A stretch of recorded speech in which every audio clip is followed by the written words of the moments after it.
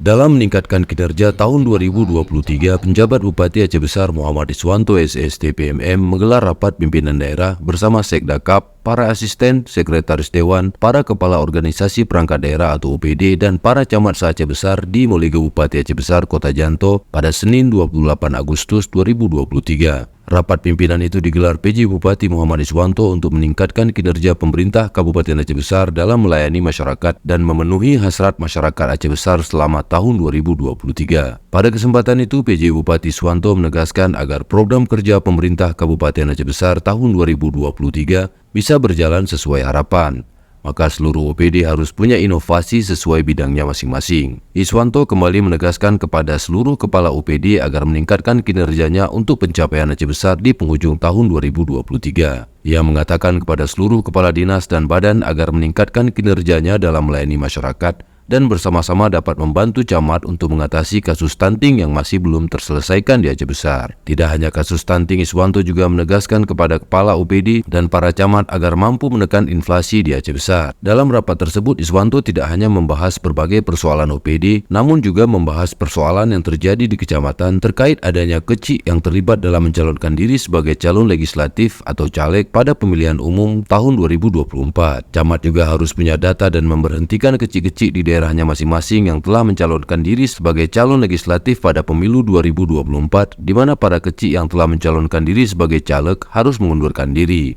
Iswanto berharap dengan digelarnya rapat pimpinan tersebut, dinas dan badan di Aceh Besar bisa meningkatkan capaian target semaksimal mungkin, dan semoga dengan adanya rapat pimpinan ini, dinas dan badan di Aceh Besar dapat meningkatkan capaian targetnya semaksimal mungkin di tahun 2023 ini.